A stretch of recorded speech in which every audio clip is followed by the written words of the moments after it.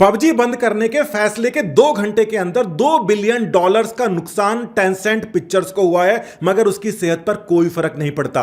यह नुकसान चाइना की गवर्नमेंट आराम से पूरा कर लेगी। जो असली साजिश है चाइना की गवर्नमेंट की, वो इससे बहुत आगे की है और इसके लिए वो हजारों बिलियन डॉलर्स भी कुर्बान करने को तैयार है। चीन का सबसे पॉपुलर गेम के 2 वर्जन बनाए जाते हैं, एक चीन के अंदर खेलने के लिए और एक चीन के बाहर पूरे विश्व के अंदर खेलने के लिए। इसके पीछे बहुत बड़ी साजिश छुपी हुई है। 12 साल के एक बच्चे को आप भाड़े का अपराधी लूट खसोट की ट्रेनिंग देते हैं और दूसरे बच्चे को आप देश हित के अंदर देश की सेना को सपोर्ट करने की ट्रेनिंग देते हैं। आपको क्या लगता है कि फ्यूचर के अंदर जाकर कौन सा बच्चा देश के, समाज के और मानवता के काम आएगा? पबजी के 2 अलग अलग वर्जन चलते हैं। एक वर्जन जो चाइना के लिए बनाया गया है, जो देशभक्ति को बढ़ावा देता है, और एक इंडिया या बाकी वर्ल्ड के लिए बनाया गया है, जो हिंसा, स्वार्थ और व्यभिचार को बढ़ावा देता है। चाइना के अंदर वो वर्जन नहीं खेला जाता जो चाइना के बाहर खेला जाता है, क्योंकि वो वर्जन वहां के साइकोलॉजिस्ट ने प्रूव किया है कि यह समय की और दिमाग की बर्बादी करता है, हानि करता है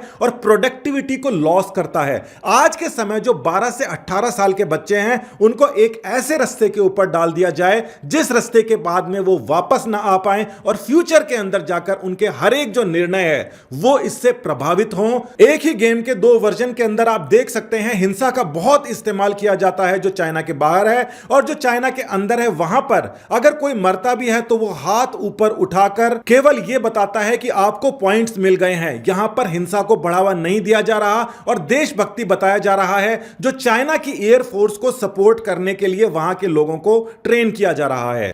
देश के जाने माने neuro psychiatrist doctor Vikram Bagadia, जो सरकारी डॉक्टर भी हैं, जो जेल के अंदर भी ड्यूटी लगती है, क्रिमिनल्स के साथ में भी उनका अच्छा इंटरेक्शन है, उनके दिमाग के ऊपर नजर रखते हैं, उनका यह कहना है कि इस समय बहुत सारे क्राइम्स जो एसोसिएटेड हैं वो वीडियो गेम की वायलेंस के साथ में देखे जा रहे हैं। ऐसे पेरेंट्स उनके पास में आ रहे हैं जो अपने बच्चे का व्यवहार के अंदर चेंज दिखाई देने की शिकायत कर रहे हैं और साथ ही के अंदर उनका व्यवहार बहुत ही आपत्तिजनक होता जा रहा है। मार्च 2019 के अंदर भी एक और रिपोर्ट पब्लिश हुई थी जिसके अंदर पबजी के ऊपर बैन लगने की बात उठाई गई थी, क्योंकि इसकी वजह से बच्चों का दिमाग काफी हद तक खराब हो रहा है और वो साइकोपैथ तक बनते जा रहे हैं। अब इस बात को समझना जरूरी हो जाता है कि केवल इंडिया के अंदर ही क्या ऐसी प्रॉब्लम आ रही है, बाहर के देशों में ऐसी प्रॉब्लम क्यों नहीं आ रही? आप देख सकते हैं कि अमेरिका के वेरिजोन में 2 घंटे का अगर डाटा आपको चाहिए तो उसके $20 तक देने पड़ते हैं। इसका मतलब महीने के करीब 45,000 रुपए तक खर्चा हो जाता है इस गेम को खेलने का,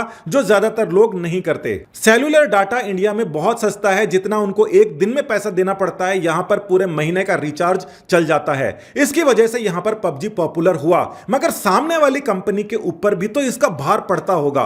तो क्या उस कंपनी के ऊपर इतना भार नहीं पड़ता था जितना उसकी कमाई हो जाया करती थी? और अगर वो नुकसान में है तो वो कंपनी इतना पैसा खर्च क्यों कर रही है? अलग अलग टॉप कंपनियों के अंदर काम करने वाले 2 साइबर एक्सपर्ट्स आशीष मित्तल और मुकेश कुलहरी से बात की गई तो उन्होंने बहुत ही चौंकाने वाले खुलासे किए। जितना डाटा आप इस्तेमाल करते हैं अपने मोबाइल से, उतना ही कंपनी को सर्वर के ऊपर भी लगाना पड़ता है। हर 650 खिलाड़ियों के ऊपर एक नया सर्वर उनको लगाना पड़ता है। मोटे तौर के ऊपर एक खिलाड़ी के ऊपर दिन का ₹100 खर्च करना पड़ता है चाइना की कंपनी को, मगर यहां के 100 में से एक ही आदमी ऐसा होता है जो थोड़ा बहुत वहां पर खरीदारी करता है। तो इतना ज्यादा पैसा चाइना आखिर लगा क्यों रही है इंडिया के ऊपर, और यहां के लोगों को उससे क्या नुकसान हो रहा है? अब इस जानकारी को देखिए कि चाइना के अंदर जुआ खेलना पूरी तरीके से प्रतिबंधित है, पकड़कर जेल में डाल दिया जाता है। अब इस बात पर नजर डालिए कि चाइना में जुआ पूरी तरीके से प्रतिबंधित है और साथ ही के अंदर पबजी का हिंसक स्वरूप भी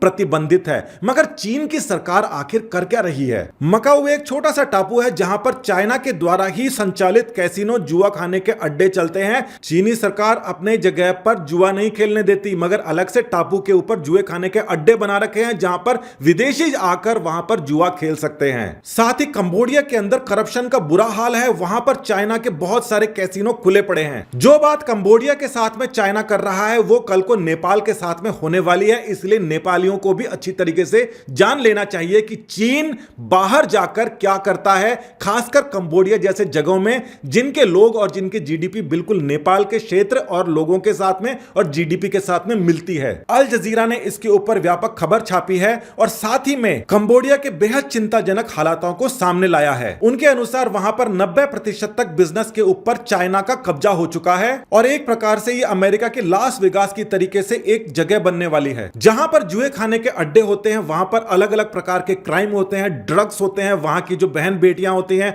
उनके ऊपर गलत प्रभाव पड़ता है और ये सारा का सारा काम कंबोडिया के अंदर पड़ रहा है, जो कल नेपाल के अंदर भी पड़ेगा। कंबोडिया की कानून व्यवस्था के ऊपर कंबोडिया का कोई अधिकार नहीं रहा है। वो जितने भी चाइनीज लोगों को वहां पर गलत हरकत करते पकड़ते हैं, चाइना एक प्लेन के अंदर बिठाकर उनको अपने देश वापस ले आता है। हर प्रकार के गैर कानूनी काम वहां पर चाइना की गवर्नमेंट जानबूझ के करवा रही है और पैसा वहां से इकट्ठा करके अपने देश में लेकर आ रही है। अपने नागरिक जब भी पकड़े जाते हैं किसी की उगाही, किडनैपिंग, ड्रग्स, किसी भी तरीके से, तो उनको वापस ले आया जाता है और दूसरे कामों में लगा दिया जाता है। 2017 के बाद में कंबोडिया में ड्रग्स की बेहताशा वृद्धि हुई है जब से चाइना कैसीनो वहां पर बने हैं। दूसरे की कंट्री के अंदर जाके कैसीनो खोलकर ड्रग्स का वहां पर व्यापार करना और वहां से सारा पैसा उठा के अपने कंट्री के अंदर ले आना चाइना का तरीका है ये। कंबोडिया के लोकल लोगों का इतना नुकसान हो गया है, उनके पास पैसे नहीं है, उनकी महिलाओं को कैसीनो के अंदर काम करना पड़ता है, इसके अलावा उनके पास कोई चारा नहीं बचा है। आप ये बात सोचिए कि एक ऐसी गवर्नमेंट जो हर वो बुरे काम है अपने देश में नहीं होने देती, वो दूसरे देश के अंदर जाके कर रही है, उसी के अंदर पबजी भी शामिल है। एक उसका फायदा उठाने के लिए, देशभक्ति जगाने के लिए, अपने बच्चों को राष्ट्र निर्माण की दिशा के अंदर ले जाने के लिए, और दूसरा हिंसा, व्यभिचार, स्वार्थ, डकैती और एंटी सोशल बनने की अभी से उनको ट्रेनिंग दी जाने लगी। हमारे देश का वर्तमान वो है जो इस समय यहां पर बैठे लोग कर रहे हैं, सरकारें कर रही हैं, मगर भविष्य 12 से 25 साल के युवा हैं जो आने वाले समय में डिसाइड करेंगे कि हम चाइना से आगे जाएंगे या चाइना से पीछे रह जाएंगे। इस काम के लिए यहां पर 15 करोड़ रुपए अगर हर महीने चाइना इन्वेस्ट कर रही है, डाल रही है बिगाड़ने के लिए, दिमाग खराब करने के लिए, तो ये एक बहुत ही छोटी रकम है। इस चीज से सावधान रहने की हमें जरूरत थी और जो फैसला आया है पबजी को हटाने का वो बहुत ही अच्छा फैसला है। साथ ही में आपने ये भी जाना कि किस प्रकार से जितनी चीजें चाइना के अंदर, गैम्बलिंग, वेश्यावृत्ति, जितनी भी चीजें चाइना में बैन है, वो सारी की सारी चीन की सरकार खुद दूसरी जगह जाके कर रही है। हमारे यहां के कानून सुस्त थे जिसका फायदा उठाया गया और यहां पर अलग अलग प्रकार से चाइना की घुसपैठ हुई, मगर अब सरकारें जागी है और हम जागे हैं, तो यह भी कम नहीं है। आने वाले समय में चाइना से आगे निकलना है, यह काम सरकारें अकेली नहीं कर सकती। 12 से 25 साल के जो बच्चे हैं वो देश का भविष्य हैं, उनको डिसाइड करना है कि हम देश से आगे निकलेंगे, चाइना से आगे निकलेंगे या हम पीछे रह जाएंगे। यह बहुत बड़ी रिस्पॉन्सिबिलिटी है जो आज के युवाओं के लिए बहुत जरूरी है इसको उठाना। बहुत बहुत धन्यवाद। जय हिंद।